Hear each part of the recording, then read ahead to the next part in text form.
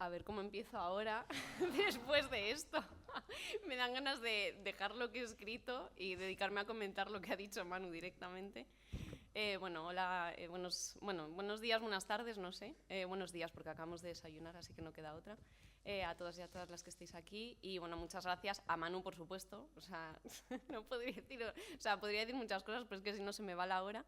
Y a Clara, a Pablo y a Claudio por contar conmigo y estar hoy aquí, a pesar de que parece que siempre ha habido como una especie de dificultad en poder estar hoy aquí y por fin estoy. Y bueno, pues quería, bueno, primero os hago un...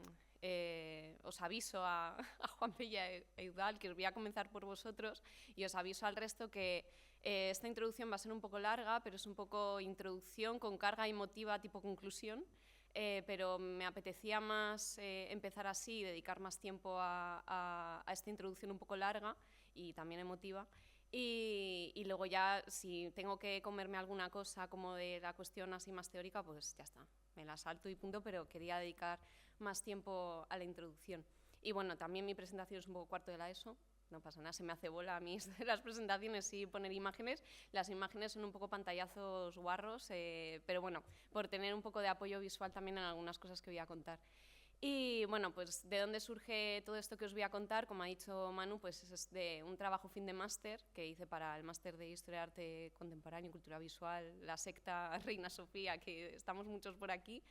Y se titulaba Creating Commons for a Broken World, estéticas del procomún en prácticas artísticas pues, digitales. Bueno, y aquí pues os traigo un poco síntesis o filtro de todo lo que escribí en ese momento y que me parecía más interesante traer aquí.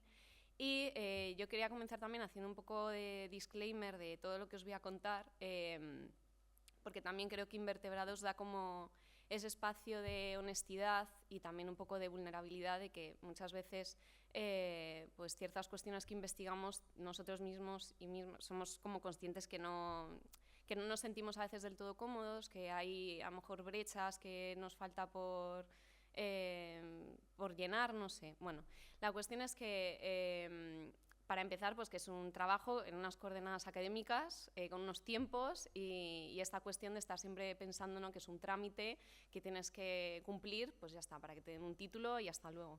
Que eso no quita que también haya eso, como un compromiso intelectual, teórico y también emocional con eso que estás escribiendo, ¿no? Y luego también, pues que desde que comencé a escribirlo, pues siempre me sentí un poco intrusa de eso que estaba investigando, porque, y desde ya os digo, y luego si queréis pues me lanzáis cosas o lo que sea, no tengo ni he tenido ningún tipo de implicación práctica con lo que os voy a contar.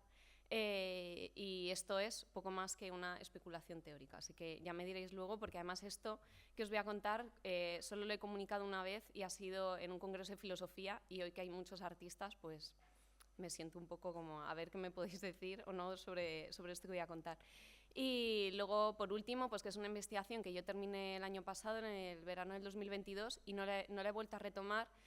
O sea, sí, por supuesto he releído y me lo he vuelto a preparar un poco para contároslo hoy, pero hay cosas que igual han caducado ya, que se han quedado un poco antiguas, pero bueno. Sí que lo que me permitió este trabajo, y tiene que ver con lo que os comentaba Manu, es encontrar como una posición, una actitud intelectual. Y por eso donde yo ahora me siento realmente cómoda respecto a la investigación no es aquí, sino que es en la educación y sobre todo lo que tiene que ver con el profesorado. Y además, generalmente la gente que hace el máster de profesorado no lo incluye en sus bios porque se da por hecho que es como una cosa que, ya, eso sí que es un trámite, ¿no? Como ya está. Y a mí sí que me interesa y creo que hay que reivindicarlo, sobre todo porque quizás en un futuro también lo que deba hacer sea replantear la formación de docentes, ¿no? Pero bueno, eso es otro tema que claramente no viene al caso. Y si actualmente tuviese que retomar todo esto que os voy a contar, sí que lo enfocaría más, no a lo mejor a un público como el que estamos hoy aquí, que somos todos adultos, creo, sino que lo enfocaría más a la adolescencia, ¿no? Y pues porque me interesa sobre todo más como este tipo de procesos de subjetivación, ¿no?, que se están propiciando desde las instituciones educativas, que como ya sabemos o casi todos sabréis, cada vez son asediadas como todo, ¿no?, por esos discursos en torno a la flexibilidad, desarrollo por competencias, etcétera. Y al final la escuela queda simplemente convertida o enfocada como en un medio a través del cual pues, producir un tipo de subjetividad que esté dirigida exclusivamente a generar trabajadores, ¿no? Para ese futuro como que se antoja imprevisible, que no sabemos qué va a ocurrir y tal, ¿no? Entonces, bueno, tras empezar por boicotear mi intervención y teniendo un poco en cuenta lo que os acabo de decir respecto a la construcción de subjetividades en esta escuela convertida en un medio para el mercado laboral, creo que ya se puede como intuir que el nexo de unión entre lo que voy a contaros hoy y lo que me interesa investigar actualmente es algo que también está presente en el trabajo de mis compañeros de jornada. Y es ese imperativo, ¿no?, al que nos vemos sometidos, a veces más y a veces menos, a veces de maneras más conscientes, otras veces pues, menos conscientes, de tener que convertirnos como en esta cuestión de ser como empresarios de nosotros mismos o nuestro propio jefe, etc. Y bueno, en las relaciones entre estética y procomún, esta reflexión respecto a la subjetividad como proyecto de autoperfeccionamiento puede ser que esté más velada o que sea menos explícita, pero vais a ver que sobre todo en la cuestión del procomún sí que nos va a invitar como a esta cosa, ¿no?, de pensarnos en modos de subjetivación que son pues, necesarios, ¿no?, para poder desenvolvernos de modos radicalmente alternativos, pues más justos y éticos, sobre todo con el entorno que nos rodea. Y específicamente en el digital, que aquí llamaremos por una serie de razones, como ya veréis, postdigital. Y quería dar comienzo a mi intervención, bueno, ahora voy a dar un poco de rodeo, pero vais a ver que luego tiene sentido. Quería dar comienzo a mi intervención partiendo de unas preguntas que lanza Eudal en el tercer capítulo de No seas tú mismo. Pero bueno, antes de llegar, como os digo, voy a parar en una cosa y luego vais a ver por qué paro en eso. Es que si no, no sabría cómo contarlo de otra manera, aunque sea un poco lioso, pero creo que se entenderá. La cosa es que por cuestiones tuve que leer Infocracia de Byung-Chul Han hace unos meses, ¿vale? Y bueno, a ver, esta mosca, el invertebrado. Un poco tengo que añadir, ¿no?, a lo que hay sobre, vamos, lo que podamos o no reflexionar sobre Han, que no diga, por ejemplo, Eudal en No seas tú mismo, o que no diga Juanpe también en una nota al pie de página, recuperando precisamente a Eudal en Súper Emocional. Y bueno, si hay alguien que no lo ha leído, no hace falta. O que no estéis familiarizados, pues es un autor súper catastrofista, muy condescendiente con el que lo lee. Siempre hace una caracterización súper simplista de la realidad, nos cuenta cosas que ya todos conocemos, pero como desde un tono pues, muy mesiánico, ¿no? Para decirte que las cosas están fatal, que antes estaban un poquito mejor y no te ofrece ningún tipo de solución al respecto, ¿no?, ni ninguna alternativa. Y parece como que lo único que quieres es que te sientas mal, pues yo qué sé, por escuchar la música en Spotify o subir un selfie a Instagram y punto. Y bueno, dejo esta cuestión aquí, vuelvo a Eudal y luego vuelvo a Han, ya veréis por qué. La cosa es que tanto Han como esos discursos que Eudal llama, ¿no?, como metáforas de la adicción, pues no hacen sino responsabilizarnos, ¿no?, y por tanto culpabilizarnos a nosotros como usuarios de esa capacidad y fuerza de voluntad, ¿no?, para estar como atrapados en esa tela de araña. Y como bien señala Eudal, esto impide, y le cito, cualquier posibilidad de una respuesta colectiva y organizada. Y plantea, a mi parecer, lo que es la pregunta clave y a la que voy a intentar dar como una posible respuesta. Le cito también. ¿Realmente soy yo quien debe borrarse las redes? ¿No sería mejor abandonar el paradigma del centro de rehabilitación y empezar a pensar en sindicatos, movimientos sociales e intervenciones ciudadanas sobre el entramado empresarial y tecnológico que nos agota hasta la extenuación? ¿No deberíamos estar hablando de expropiar estas empresas y colectivizar el software que las sustenta? Y a esto que dice Eudal añado una cita de Gerd Löfving que dice: el problema no radica en nuestra falta de fuerza de voluntad, y aquí está la cosa, ¿no?, sino en nuestra incapacidad colectiva para poder imponer un cambio. Y creo que es aquí donde se va a encontrar la justificación al título de mi intervención, ¿no?, que como decía Manu, es pensar juntos lo que ya nadie puede resolver por separado, y que bueno, es una cita de Marina Garcés en Filosofía Inacabada. Una cita que además creo que resonaba muy bien con la defensa del amor que hace Juanpe, y que quiero completar con unas palabras de Belén Copegui en el prólogo de su libro, ¿no?, que decía: sujetarse a los demás es a la vez sostenerles. Y el procomún no se va a poder entender sino desde esta creación de vínculos positivos de interdependencia, ¿no? Y bueno, antes de leer a Juanpe, yo ya tenía claro que el procomún hay mucho de interdependencia y vulnerabilidad, pero no era consciente de que también se trata de algo tan obvio y al mismo tiempo tan complejo como el amor, y que creo que había mucho de amor en eso que, que ha dicho Manu para presentarme. Y bueno, creo que el procomún también se puede entender desde esas coordenadas de una defensa del amor, ¿no? Ya que ofrece pues, ese atisbo de esperanza a esto que plantea Juanpe en el capítulo 7 de Supraemocional y que voy a citar, ¿vale? Me gustaría, sin embargo, plantear que el amor puede verse también como una concepción cultural, que aunque no totalmente independiente de esta soberanía del individuo, pueda ser un motor positivo para pensarnos y crearnos en común. Tomar lo que tenemos en las manos, que sabemos que funciona, es decir, nuestra creencia en que el amor puede cambiar las cosas y cambiarnos a nosotros, porque de hecho lo hace, para redirigirlo y expandirlo. Y bueno, ya con esto empiezo. Voy a empezar por esta cuestión del procomún. Puede ser que haya gente aquí que está más familiarizada, incluso más que yo en esto que os voy a contar, pero bueno, sí que creo que es una cuestión también un poco pedagógica de contaros esto para poder entrar bien en todo lo que viene después, ¿no? Y ahora vuelvo a Han, porque leyendo Infocracia había una afirmación, ¿no?, que me parecía como la interlocutora antagónica perfecta para esta cuestión del procomún y de lo postdigital, ¿no? Y es que Han decía que los enjambres digitales no forman un colectivo responsable y políticamente activo, ¿no? Es una afirmación que se encuentra en un capítulo en el que él está hablando acerca del fin de la acción comunicativa, cuando está a su vez desarrollando como esta cuestión de que la democracia a tiempo real con la que se había soñado en los primeros tiempos de la digitalización nos hemos dado cuenta de que era una ilusión, ¿no? Y poco antes de afirmarlo, como que toma otros derroteros, como hace siempre, ¿no? Como que parece que va a ir por un lugar así interesante, pero luego nada. Que solamente tienen que ver como con followers influencers, ¿no? Y él lo tilda de ganado consumista despolitizado.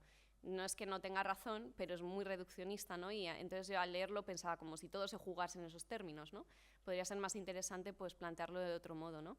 Y entonces creo que es más sugerente que la afirmación de Hans se convierta en una pregunta, ¿no? Y entonces nos preguntemos, ¿los enjambres digitales forman colectivos responsables y políticamente activos? Entonces, claramente, pues todo va a depender de a qué enjambres te estés refiriendo, ¿no? Porque puede ser que te estés refiriendo pues, solamente a los followers de Yados o de María Pombo, que han sido dos personas que ya han surgido en varias conversaciones, o a las comunidades artísticas postdigitales, que es de lo que yo os voy a hablar y que sé que es mucho más pedante y que no suele salir en conversaciones así como de cotidianidad. Y antes de comenzar a hablaros de todo esto también, y sobre todo de esta cuestión de lo postdigital y de estas prácticas artísticas bajo esta denominación, yo tomé en este trabajo esta cuestión de las estéticas del procomún, entendiéndolo como una denominación con la que entender pues, una serie de prácticas artísticas que incorporan presupuestos políticos y críticos que tienen como fin en su práctica la institución o preservación de un bien común compartido. Y bueno, el objetivo de mi trabajo no estaba tanto en hacer un mapa de todas aquellas cosas que quedan subsumidas bajo estos términos o que se estuviesen pensando desde ahí, sino que me interesaba más considerar si estas investigaciones en torno al procomún podían servir o no como una herramienta conceptual desde la cual proponer pues, esta cuestión de nuevos imaginarios artísticos, culturales y tecnológicos, ¿no? Que sé que esta cosa como de hablar de imaginarios o nuevos imaginarios o de pensarnos de maneras radicalmente alternativas a veces suena como cliché, pero bueno, que es una cosa que creo que Udall también ha señalado en algún momento, pero que creo que no por ello hay que dejarlo de lado, sino pues intentar siempre darle contenidos plausibles, ¿no? Y bueno, el punto de partida, este punto de partida que os digo, pues me permitió al final reflexionar pues, sobre todo pues, la capacidad emancipatoria pues, de una serie de prácticas que escapaban a unas lógicas del mercado, ¿no?, en el arte contemporáneo, y a esta idea también con la que todavía cargamos del artista o del artista como genio creador, ¿no? Y también pues, al tiempo que ponen en valor esta institución de un bien común, pues, alejándose de esos procesos de subjetivación que son meramente individualistas. Entonces ahora sí, que es procomún, para el que se lo esté preguntando. Igual nadie, pero bueno. Nos basta, yo creo que con comprender, siempre me gusta hacer referencia a esta definición de David Bollier, que dice que es un recurso, una comunidad y un conjunto de protocolos sociales, ¿no? Entendiéndolo como elementos interdependientes.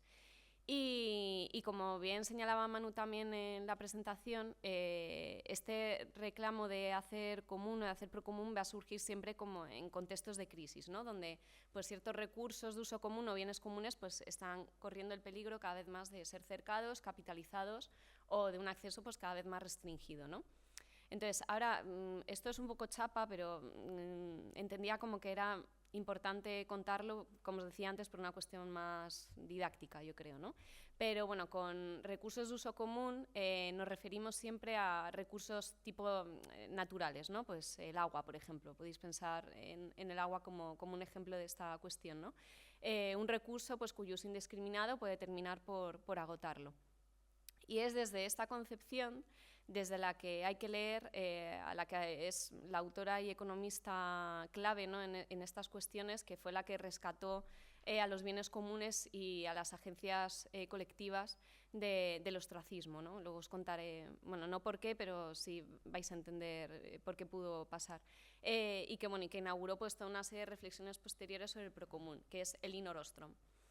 Con la obra El gobierno de los bienes comunes, la evolución de las instituciones de la acción colectiva, que fue publicado en el 90. Y bueno, si consultáis cualquier referencia o investigáis sobre el procomún, siempre os vais a encontrar que se hace referencia a la obra de Ostrom, ¿no? Como ese revulsivo contra la tragedia de los comunes de Harding, que bueno, publicó un artículo en el 68 en la revista Science, que en un principio tenía un objetivo de reflexión sobre la sobrepoblación y este tipo de cuestiones, pero pasó a la historia por otras cosas que ahora veréis, ¿no? Y bueno, este texto, el de Harding, está protagonizado por lo que llaman algunos autores como el Homo economicus, y bueno, que es como el garante del individualismo propietario por excelencia. Lo que va a hacer Ostrom va a ser como superar y desafiar el argumento de Harding, ¿no?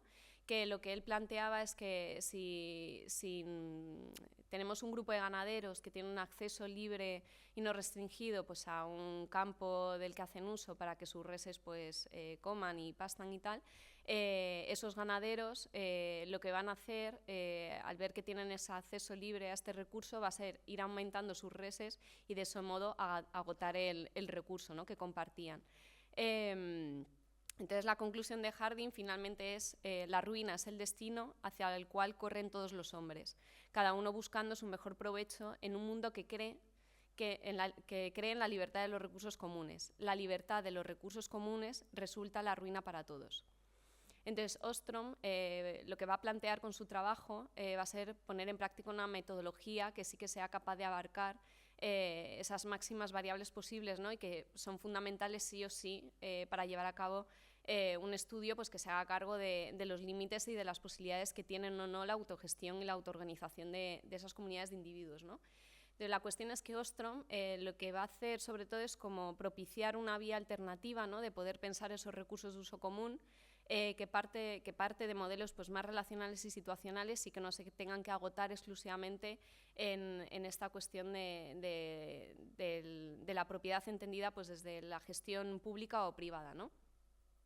Ella lo que considera es que no va a bastar nunca con teorizar en abstracto, ¿no? haciendo experimentos mentales llenos de prejuicios individualistas acerca del comportamiento de una colectividad y que los problemas surgen realmente, y esto tiene que ver con el dilema del prisionero que señalaba Eudal, los problemas surgen cuando no existe esa posibilidad de comunidad y de desarrollo de la confianza, ¿no? Que no se trata tanto de un problema intrínseco, ese individualismo feroz, ¿no? de cada uno de los miembros de la comunidad, sino de un problema un problema contextual, ¿no?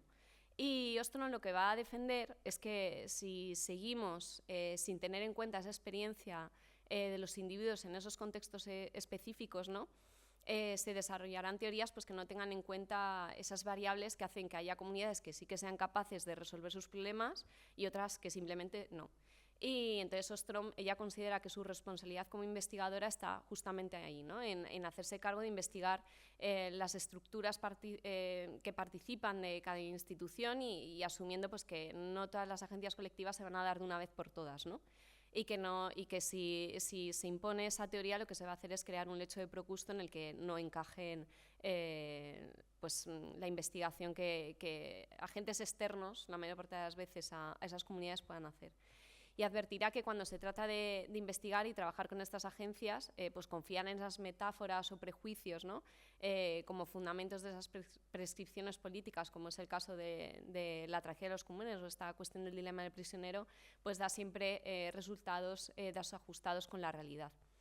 Total, que el giro de Ostrom, donde va a ser pues, en considerar a los individuos afectados como... en dejar de considerar a esos individuos como seres egoístas e interesados, ¿no? Y empezar a considerarles pues, como comunidades que realmente están interesadas en el bien común, pero que muchas veces pues, no tienen la capacidad, muchas veces pues, epistémica, de llevar a cabo de una manera correcta esas políticas de autogestión por puro desconocimiento. Y es imprescindible, por ejemplo, dar cuenta de, y aquí está un poco la clave, ¿no? de esos modos ideológicos en los que nos subjetivamos a nosotros mismos y a los demás, ¿no? Para poder replantear esta posición que tomamos en el mundo. Bueno, la cosa, y aquí ya empiezo con el tema, es que esta discusión inauguró pues, luego, más tarde, toda una serie de reflexiones que fueron interpelando a esa dimensión cultural y artística, ¿no? De ese nuevo panorama informacional y comunicacional, como lo denominó Manuel Castells, que se va generando desde fines del siglo pasado, ¿no? Y el principal ejemplo de esta cuestión, o la principal referencia, es una edición que estuvo dirigida por Charlotte Hess y Ostrom, que se llamaba Los bienes comunes del conocimiento, publicado en el 2007. Y entonces lo que plantean todas las investigadores e investigadoras que participan de esta edición es que en este nuevo entorno van a surgir como nuevos procesos de acercamiento y privatización, ¿no? Debido pues, a estas lógicas extractivistas de los sistemas de producción capitalista. Y que las nuevas posibilidades que ofrece la red pues, va a redefinir esos términos en los que podemos pensar los bienes comunes y que va a ampliar al mismo tiempo los modos en que se plantean, pues, por ejemplo, los derechos de propiedad intelectual, ¿no? Y cada vez pues, van a aparecer con más licencias y patentes sobre esos bienes comunes culturales. Y aquí voy a hacer una pequeña, que luego nunca es pequeña, pero bueno, puntualización, porque en ocasiones esta ampliación del debate sobre los comunes, si habéis leído sobre esta cuestión, implica que a veces se denominen bienes inmateriales.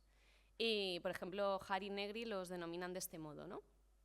Y para mí es problemático, y os quería contar por qué y por qué prefiero no llamarlos de ese modo. Se denominan así, ¿no? Porque se trata sobre todo como de estos bienes de carácter informacional, sobre lenguaje, conocimiento, etc. Y si hacemos alusión a estos bienes comunes como patrimonio inmaterial de la humanidad, que es como muchas veces lo denominan, creo que puede inducir a cierta confusión a la hora de ubicarlos en ese panorama eminentemente digital, y sobre todo si lo vemos desde la óptica de lo postdigital, como luego os contaré. Luego, sé que a veces voy lanzando cosas y no las resuelvo, pero creo que al final como que todo tomará un poco de forma. Creo que, lo que os decía, ¿no? Como que se va a entender mejor luego, porque si me paro ya pierdo el hilo.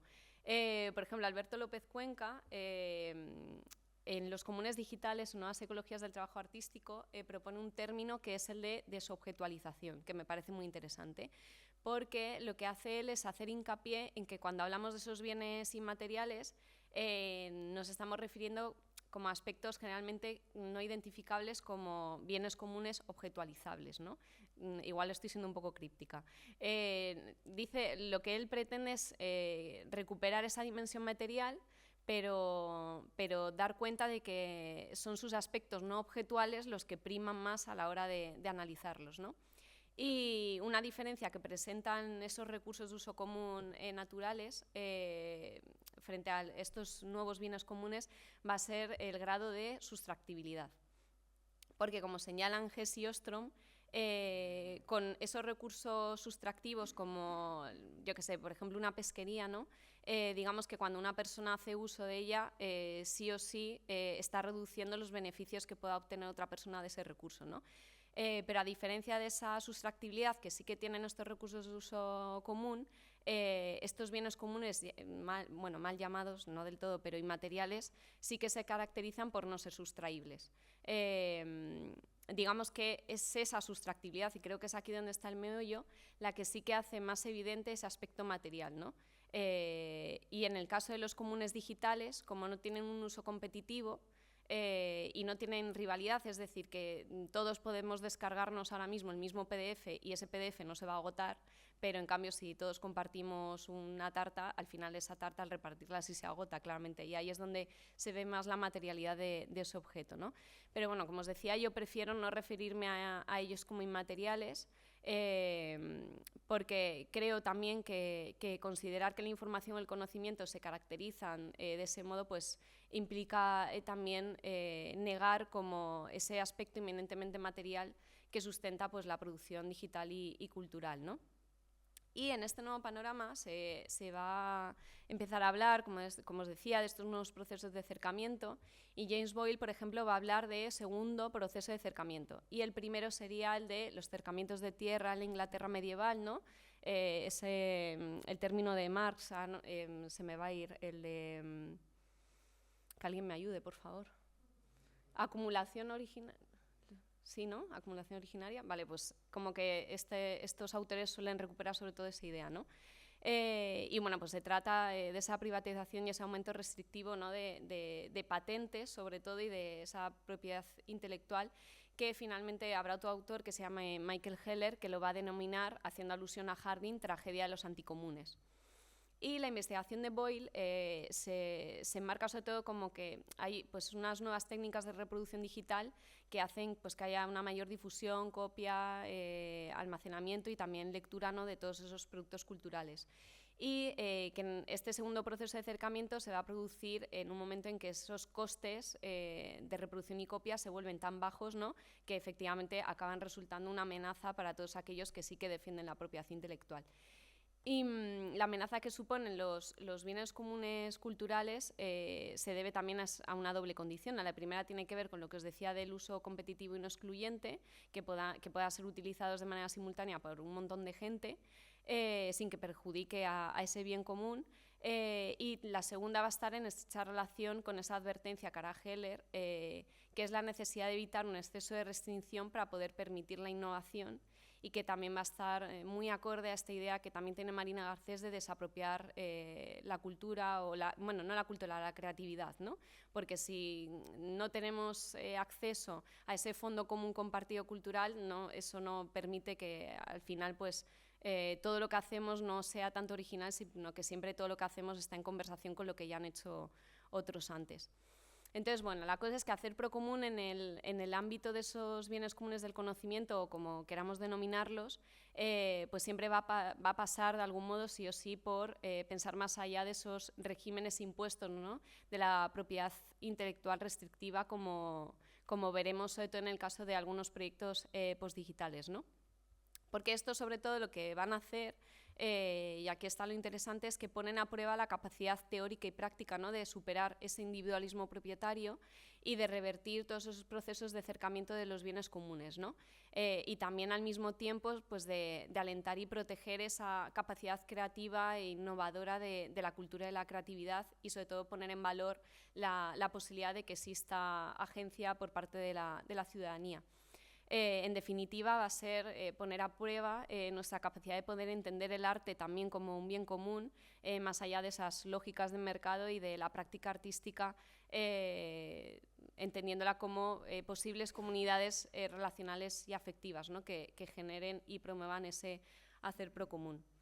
Y bueno, ahora paso ya a esta cuestión de lo postdigital, y para poder introducirlo os voy a hacer mención al que fue el caso de estudio, pero bueno, fue sobre todo como la columna vertebral que me permitió pues, desarrollar todo este texto, ¿no?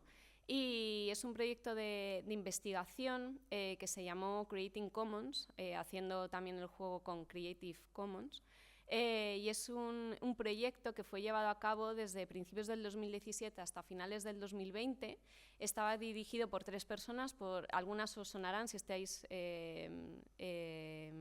familiarizados con esta cuestión del procomún: Félix Stalder, Cornelia Solfranc y Susa, voy a decir este apellido fatal, Niederberger. No tengo ni idea de cómo se pronuncia, ¿vale? O sea, no lo voy a repetir. Y bueno, su objetivo estaba sobre todo como en poner en marcha una conversación, poner en conversación 15 proyectos que no es que surgiesen a raíz de poner en marcha Creating Commons, sino que Creating Commons daba como un espacio para que esos proyectos que ya existían pues conversasen entre ellos, ¿no? Y la hipótesis, que igual es algo pretenciosa, pero que creo que se puede derivar de las implicaciones ideológicas, ¿no?, que supone el procomún, en tanto pues introduce esta capacidad de la agencia colectiva y esos regímenes de propiedad no privados o exclusivos, es que creo que sí, que de algún modo pueden hacer políticamente efectivos e instituyentes, ¿no?, esas prácticas artísticas postdigitales. Y la cosa es que, ¿por qué elegí Creating Commons? Pues principalmente por una cosa, es un proyecto que se desplegaba como en 3 pilares, ¿no?, que están como interrelacionados entre ellos. Uno era la página web, que les sirvió a ellos como repositorio, ¿no?, para documentar toda la investigación que iban haciendo. Luego estuvo una propuesta curatorial a la que haré mención al final, en una galería en Berlín en 2019. Y luego, por último, lo que a mí me resultó como la clave, que era una edición impresa y digital que se llamaba Aesthetic of the Commons, y que era en ese momento de las pocas publicaciones que yo encontré que hiciese una alusión explícita a esta cuestión de la estética y de los comunes y del procomún. Y bueno, sobre todo a mí, para hacerlo también más didáctico, eran 15 proyectos, no os voy a mencionar todos porque además ni siquiera yo hice alusión a todos esos proyectos en mi trabajo, pero se podían diferenciar como en 2 tipologías, ¿no? Por una parte estaban unos proyectos tipo archivo repositorio, entre los que se incluían, por ejemplo, Monoscope, que seguramente a todos nos suene o lo hayamos utilizado sin saber qué era o qué es, Ubu y Memory of the World, ¿no? Y bueno, estas propuestas comparten sobre todo este interés, ¿no?, por preservar como recursos digitales artísticos y sobre todo lo que hacen, y aquí creo que está como lo interesante realmente y que muchas veces no somos conscientes de ello cuando hemos utilizado Monoscope, que es que reivindican la labor de las bibliotecas públicas y se posicionan, como ya os podéis imaginar, pues de una manera crítica o directamente opuesta a la propiedad intelectual, porque consideran que el conocimiento pues debe formar parte de un fondo común compartido y que tengamos todos y todas acceso a él, ¿no? Luego están otro tipo de proyectos que son más tipo organización, que a su vez como que despliegan toda otra serie de proyectos. Entre ellos, los 3 que voy a nombrar son NetHook, Tactical Tech y Constant, no sé si alguno sonará, pero bueno, son organizaciones sin ánimo de lucro y sus objetivos están sobre todo como en trabajar con comunidades, ¿no?, que podrían ser pues tanto grupos activistas como asociaciones vecinales o colectivos que estuviesen más o menos especializados en lo digital. Y bueno, un punto en común que tienen estos proyectos sobre todo es la metodología do it yourself, o ellos lo llaman sobre todo do it with others, y que está pues sobre todo enfocada, ¿no?, en concienciar a las comunidades con las que están participando de la importancia que tiene hacer un uso crítico de los medios, ¿no? Y sobre todo, como veréis, es bastante importante esta cuestión de la creación de infraestructuras tecnológicas propias. Y bueno, en la introducción de Aesthetic of the Commons, las directoras del proyecto dicen que esas prácticas son vagamente postdigitales. Y como veréis, yo defiendo que sí, que son postdigitales, no vagamente. Y que sus propuestas artísticas invitan a pensar lo que Sophie Toupin, en uno de los textos de Aesthetic of the Commons, va a denominar nuevos imaginarios sociotécnicos alternativos. Y bueno, os traía 3 ejemplos con, como os he dicho, 3 pantallazos guarrísimos, porque además uno de los problemas, bueno, no fue un problema realmente, pero una cuestión que discutí con mi tutora en su momento es que yo no tenía imágenes en mi TFM en un máster cuyo título acaba en cultura visual. Entonces, como que parecía que el tribunal igual, pues, yo qué sé, me podía decir algo al respecto, ¿no? Entonces, como que yo siento que esto se puede explicar sin imágenes. Yo sé que puede ser más pesado, pero no me siento cómoda con ellas, pero bueno, pues también creí interesante aquí traer alguna, ¿no? Entonces os traía esta, la primera es en el 2016 en Berlín se construyó un experimento arquitectónico do it yourself que se llamaba El Cenador, que suena fatal en castellano, pero es que en alemán, primero, no lo sé decir y tampoco sé si va a sonar mejor, pero bueno. Y era sobre todo pues, un espacio dedicado a dar lugar a distintas actividades, ¿no? Que estaban enfocadas pues, en intereses en torno al conocimiento compartido, el activismo, etc. Y en ese mismo año, en colaboración con MACI, que a su vez es un proyecto que forma parte de NetHood, desarrollaron como una red local, ¿no? Y esta red local lo que a ellos les permitió era establecer como una interconexión de nodos, ya sé que son como palabrejos, yo tampoco estoy como muy familiarizada con ellos, pero era como simplemente conseguir, ¿no? que toda esa red funcionase offline, o sea que no tuvieses que conectarte a internet, ¿no? Como podemos hacer cualquiera de nosotros ahora con nuestro móvil. Y lo que hacían es que al operar a través de esas redes locales, ¿no? Tenían pues como un gesto cargado de significado, que era que utilizar este tipo de redes locales implicaba sí o sí que para conectarse tuviesen que estar en el espacio, ¿no? Que estuviesen allí presencialmente. Y claramente esto no es un gesto, por así decirlo, ludita, ¿no? Que era un gesto más bien como especulativo, ¿no? Acerca de, y aquí viene una cosa que se irá repitiendo continuamente, que es la cuestión de la ubicuidad y la hiperconexión, ¿no? De lo postdigital, que luego pararé más en ello. Y entonces lo que hacen es que al reivindicar esta proximidad local y estos modos de creación do it yourself, pues se vinculan estrechamente con esa necesidad de dar forma a contextos que den más cuenta de ese aspecto material y local en un momento donde esa asunción crítica de la ubicuidad digital, ¿no? Parece que idealiza y desmaterializa nuestras relaciones con la tecnología. Luego está el proyecto Data Detox Kit, que suele ser más conocido, que lo llevó a cabo Tactical Tech y simplemente lo que hacían era como localizar un problema que nos afecta a todos y todas las que estamos aquí seguramente, que es la cuestión de los datos, ¿no? Y de ese uso como indiscriminado y casi acrítico que hacemos muchas veces en el uso de nuestras tecnologías y que pone como... o nos hace más vulnerables, ¿no? Y que luego pensándolo también, después de leer a Eudal, esta cuestión de detox, como que también me parecía un poco, igual que habría que dar una vuelta, pero bueno, es interesante, es como una guía en la que tú entras y es como seguir unas instrucciones, ¿no? Para revertir esa cuestión de la extracción de datos. Y luego os traía este pantallazo, he puesto como podría haber puesto cualquier otro, lo siento, pero era por traer algo y simplemente por hacer mención también, era un proyecto de Constant en colaboración con la Escuela de Arte de Gante, que llevó a cabo un proyecto donde lo que hacían era tomar como la infraestructura digital de toda la escuela y analizaban diversos aspectos, ¿no? Desde pues, los cables, los servidores, los entornos sociales o las licencias que utilizaba la escuela.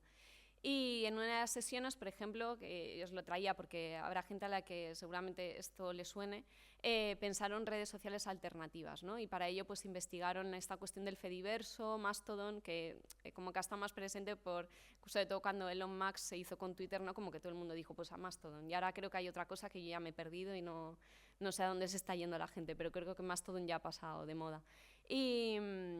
Y sobre todo para encontrar como esas nuevas redes sociales que llaman descentralizadas, ¿no? Y bueno, os iba a decir bueno, sí, lo voy a contar, pero bueno, simplemente le voy a hacer mención y no me enrollo demasiado. A mí me gusta mucho una cosa que proponen Antonio Lafuente y Alberto Corsín, que ha sido sobre todo como los dos investigadores que más han reflexionado sobre el procomún en España, ¿no? Que es esta cuestión de comunidades epistémicas y comunidades afectadas. Las epistémicas, pues porque necesitas tener conocimiento sobre aquello, sobre todo en esta cuestión de la gobernabilidad, ¿no? Y de recuperar como nuestra agencia, nuestro uso con las tecnologías tiene que pasar por una cuestión de epistémica, ¿no? De ser sujetos de conocimiento. Y luego también de afectados, porque en este contexto de crisis necesitas ser capaz de señalar de qué modo estás siendo afectado por esa restricción para poder revertirla, ¿no? Y bueno, vuelvo aquí, sobre la cuestión de Opus Digital, es un tema que de repente apareció en el momento de estar investigando, entonces yo no podía pararme a hacer de repente como otro trabajo sobre qué es lo postdigital. Entonces lo que hice fue retomar un trabajo que había hecho una compañera un par de años antes que yo en el máster, que es Paula Mora, y me cedió su trabajo, que era de Digital Revolution is Over, una aproximación al arte postdigital a partir del tráfico de datos. Ella se centraba más en esta cuestión extractivista de los datos, ¿no? Pero bueno, sí que me sirvió como un punto de partida para, sobre todo, entender de qué modo podemos comprender lo postdigital, porque se puede entender de muchas maneras, ¿no? Pero a mí me interesaba como esa recuperación de un uso crítico del término postdigital. Este término, como señala Mora en su trabajo, tiene más que ver con un término que se fue fraguando un poco con propuestas expositivas más que con una reflexión académica, ¿no? Pero bueno, es en el 2013 cuando una publicación de Florian Kramer, que tiene como título Postdigital Aesthetics, tal cual, inaugura como ese interés académico por este término, ¿no? Y bueno, simplemente señalaros, porque sé que ha salido también, como que es una cosa que ha estado un poco presente en muchas intervenciones, digamos que para él toma lo postdigital también como partiendo como de esta idea de la estética glitch, ¿no? De la música electrónica, como del fallo, como del fallo como algo también contracultural, ¿no? Y bueno, lo que nos va a interesar sobre todo es que lo postdigital va a ser como ese reclamo, ¿no? Y ese posicionamiento crítico y artístico que, como veréis, y aquí igual es donde está el debate, es como una práctica artística que intenta ir más allá de representar condiciones culturales, ¿no? En las que nos movemos. Y bueno, Mora titulaba así su trabajo por esta afirmación que hizo Negroponte en el 98, que fue el fundador del Media Lab del MIT, ¿no? De Digital Revolution is Over, que lo que hacía era como inaugurar ese clima, ¿no? de ubicuidad digital y hiperconectividad en el que todos y todas nos movemos actualmente, ¿no? Y la cosa es que para poder comprender las implicaciones de lo postdigital en su relación con el procomún y el arte, yo creo que es interesante parar un momento también en las prácticas post-internet, porque los dos comparten este contexto de ubicuidad y hiperconexión, pero lo resuelven de modos muy distintos, ¿no? Entonces, creo que sí que para rescatar o entender bien esa dimensión crítica de lo postdigital está bien ponerlas al lado de las prácticas post-internet. Aquí. Y es un concepto que acuñó Marisa Olson en el 2006, ¿no? Y que refería pues, como a este tipo de prácticas artísticas que se realizan en el momento en que tú, después de haber estado no sé cuántas horas navegando por Tumblr, cierras el ordenador, ¿no? Como qué queda de ti o cómo te desenvuelves en el mundo como artista cuando pasas tantas horas relacionándote de ese modo, ¿no? Y una de las mejores referencias es sobre todo una muestra que hubo en Beijing en el 2014 de arte post-internet, y lo más interesante que tienen es el catálogo, ¿no? Porque el objetivo que tenía esa muestra era sobre todo hacer un repaso retrospectivo de lo que había supuesto el post-internet, más allá de entenderlo simplemente como una moda dentro del arte contemporáneo, ¿no? Y para hacerlo, sobre todo en el catálogo, es muy extenso y hay un cuestionario tremendo con preguntas pues, a diferentes artistas, investigadores y críticos, ¿no? sobre qué fue o si puede seguir habiendo arte post-internet, ¿no? Y tanto lo postdigital como post-internet van a apuntar como hacia ese mismo contexto de conectividad y de hiperconectividad y de ubicuidad. Pero sobre todo creo que la diferencia está en ese cuestionamiento crítico y político que sí que las prácticas postdigitales creo que van a resolver un poquito mejor quizás por esa cuestión de ir más allá de esa representación de condiciones culturales actuales o en su momento, ¿no? cuando se llevaron a cabo las prácticas post-internet. Lo postdigital lo que va a hacer como que va a superar ese momento post-navegación, ¿no? Y va a apuntar, y aquí está lo importante, a la tecnología digital en su conjunto, cosa que las prácticas post-internet no van a hacer.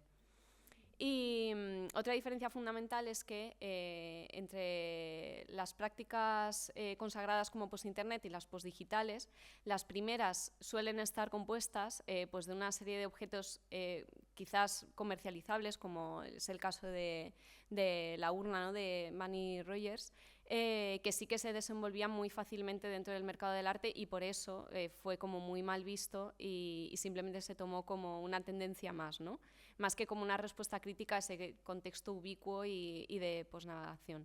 Y en definitiva, tanto estas prácticas post-internet como las post-digitales participan de eso que Juan Martín Prada llamó las poéticas de la conectividad, ¿no? La diferencia que creo que es fundamental es que mientras que post-internet trata de dar cuenta de la condición visual de la imagen post-internet, como es el caso de John Rathman con estas capturas, ¿no?, de las cámaras de Google Street View, o de la condición post-internet como un state of mind, ¿no?, como es el caso de estos autorretratos de Petra Kortreich, no sé si lo estoy pronunciando bien. Digamos que las prácticas postdigitales apuntan de un modo más crítico, ¿no?, en las condiciones de producción y de recepción que son inherentes a las tecnologías y con todas las repercusiones sociales que ello conlleva, ¿no? Porque creo que si de lo que se trata es de encontrar prácticas artísticas que en su relación con las tecnologías imaginen pues esos nuevos escenarios, ¿no?, dando cuenta de esas implicaciones políticas, culturales, económicas y artísticas a través de todos los estratos que componen la tecnología, habrá que considerar, y en este caso yo seguía a Benjamin en el autor como productor de 34, cuál es la posición de estas prácticas, ¿no?, que nos ocupan en cuanto a las relaciones de producción tecnológicas. Esto es quizás para considerar el potencial crítico y político de las prácticas post-internet o post-digitales, pues que haya que prestar atención a qué tipo de tecnologías están utilizando, ¿no?, y si estas pues están o no al servicio de grandes oligopolios tecnológicos y comunicacionales.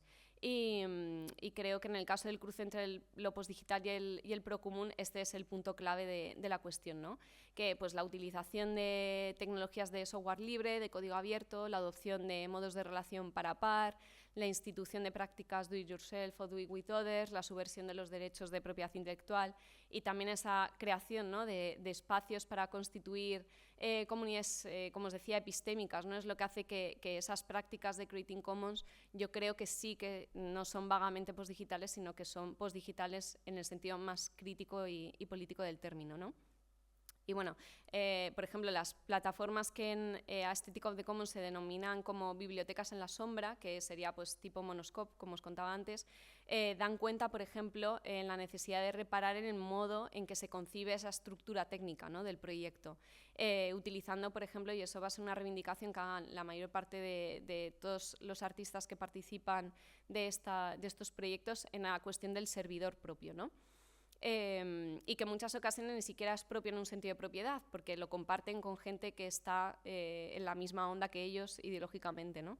Y como veréis, justamente, bueno, no, como veréis no, os lo voy a contar ya, pensaba que era más tarde. Justamente hay una entrevista que a mí me parece muy interesante, sobre todo por lo que os voy a decir luego de la cuestión de la estética, y es un ejemplo que a mí me parecía como muy esclarecedor en este sentido, ¿no? Y es la entrevista que hacen a Femme Snelting, que forma parte de Constant, y Spider Alex. Y en esta entrevista hablan sobre todo de la cuestión de los servidores feministas, ¿no?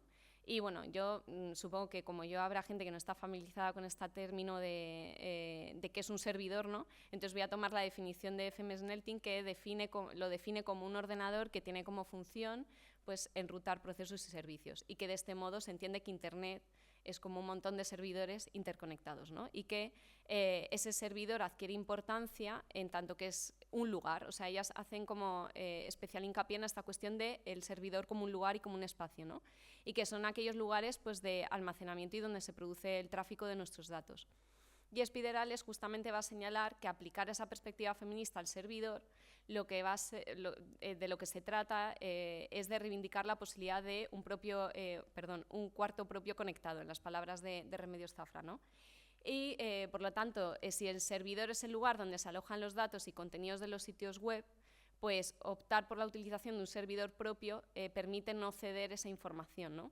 A un servidor pues, que no conoces, que no sabes en manos de quién está. Y entonces, como os decía, como que van a insistir mucho en esta cuestión de que en la puesta en marcha de este tipo de proyectos es necesario hacerse cargo de tener en cuenta estas infraestructuras desde las que trabajan, ¿no? Y total, en definitiva, pues nos vamos a encontrar con prácticas que no se conforman con la producción artística en un sentido como más representacional, sino más bien como generativo, ¿no? Y aquí está un poco lo que viene a continuación, que es que sus capacidades emancipatorias van a pasar por ir más allá de la denuncia o representación de una situación cultural dada, porque tienen claro que para poder instituir esos nuevos imaginarios sociotécnicos no basta con enunciar las alternativas, sino enfocar esos procesos artísticos y creativos en hacerlos pues, materialmente posibles. Y ya paso a la última parte, no sé cómo voy de tiempo porque no sé a qué hora hemos empezado. Muy poco, ¿no? Vale, esto es la parte como más vulnerable del trabajo, con la que me cuesta un poco más porque no me siento cómoda, no sé, no... Ha pasado tiempo, creo que en su momento tampoco lo investigué de la manera profunda en la que me hubiese gustado hacerlo, pero bueno, creo que muchos y muchas ya entenderéis que hay una cuestión aquí de fondo, ¿no? Que es esta posibilidad o no de pensar un arte emancipatorio, un arte que haga posible la autonomía, la confluencia entre el arte y la política, que bueno, que es una cuestión que nunca se va a resolver seguramente, pero estaba un poco de fondo en esto, ¿no? Y es que justamente en la entrevista de Feme Snelting ella comenta que le causa mucha frustración tener que responder a si la autonomía es o no posible, ¿no? Porque es como que a estos artistas generalmente es como que se les pide que respondan o que sepan dar una respuesta a esa pregunta, ¿no? Y que enfocar de ese modo la cuestión le hace que no esté muy convencida de si es en los términos que hay que plantear la pregunta por la autonomía y el arte, ¿no?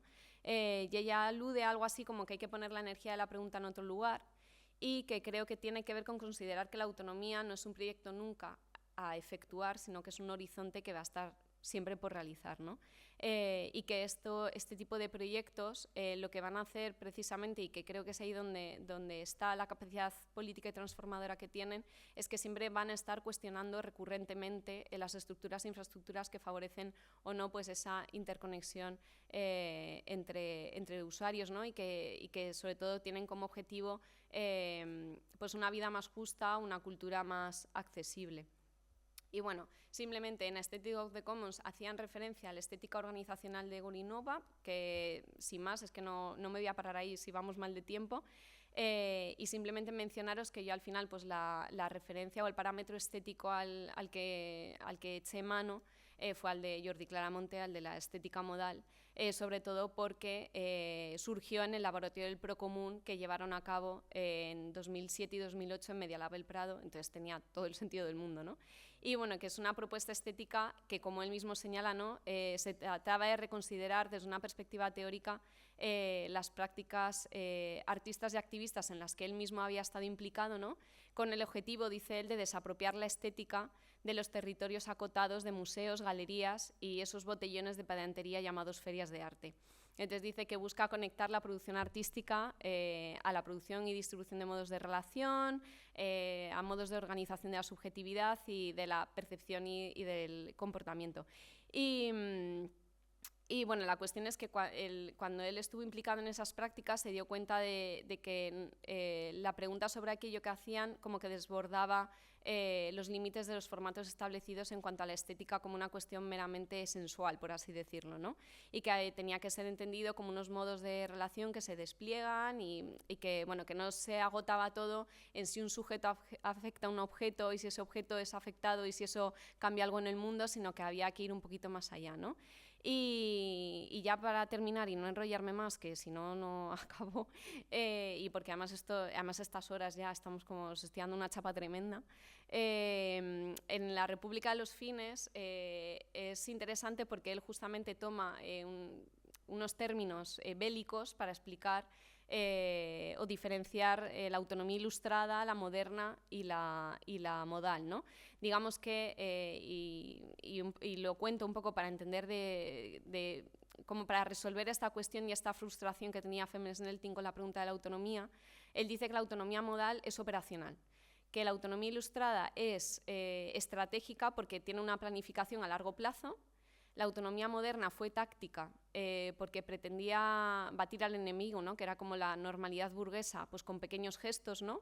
Y mutando pues, en diferentes formas, como sean las vanguardias, ¿no? Pero que en el caso de la autonomía modal es operacional porque es un eslabón entre lo estratégico y lo táctico, ¿no? Es como que se mueve al mismo tiempo una planificación a largo plazo, pero también una conjunción en pequeños gestos, que es un movimiento de avance y retirada, por así decirlo, ¿no? Y creo que ahí está como esa idea de que la autonomía no se va a dar nunca de una vez por todas, sino que siempre tiene que estar constantemente pensando en si lo que está haciendo está a favor o no de que sea posible. Y ya, por resumir muchísimo, y así ya acabo, lo que a mí me sirvió sobre todo la estética modal para poder encajar qué decía o qué no decía esa exposición que se llamaba Open Scores, lo he pronunciado fatal, perdón, Open Scores, How to Program the Commons, que era la exposición que hicieron desde Creating Commons para poner en conversación estos proyectos, qué papel cumplía ahí, ¿no? Porque es como que, vale, después de leer Aesthetic of the Commons y ver la página web y conocer todos los proyectos, como que no entendía del todo bien qué pintaba en una exposición, en una galería, en todo esto, ¿no? Entonces la cuestión es que la conclusión a la que llegué leyendo a Claramonte era que realmente lo que ocurría, ¿no? Es que era un gesto especulativo y de investigación que era muy pertinente, ¿no? Para ver de qué modo el procomún se relaciona con la práctica artística, pero la conclusión final es que la integración de esos proyectos en el espacio de la galería resultaba, en los términos que utiliza Claramonte, repertorial y disposicionalmente estériles, ¿no? Porque al insertar estas prácticas en parámetros expositivos y curatoriales, digamos que sus prácticas se polarizaban solamente en un parámetro artístico, objetual o poético, por así decirlo, o estético, ¿no? Por otra parte. Y que los modos de hacer, esos modos de relación que son lo interesante, ¿no? En nuestros proyectos, quedaban reducidos simplemente como esa productividad artística y que la autonomía o el proyecto de autonomía como que quedaba congelado, ¿no?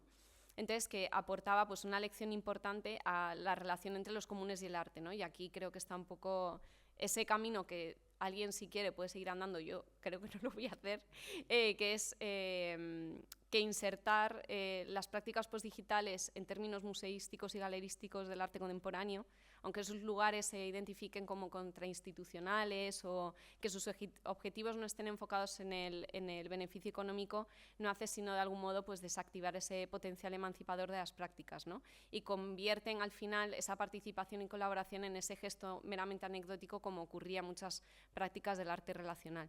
Y ya sí que para terminar, simplemente decir pues eso, que la capacidad política y transformadora de estas prácticas va a residir en cuestionar recurrentemente las estructuras e infraestructuras que favorecen o no la interconexión entre esos agentes y en proyectar sus esfuerzos en una vida más justa, ¿no? En una cultura más accesible y, en definitiva, como señala Garcés, ¿no? En pensar juntos lo que ya nadie puede resolver por separado, en la búsqueda de hacer de este mundo un mundo común. Muchas gracias.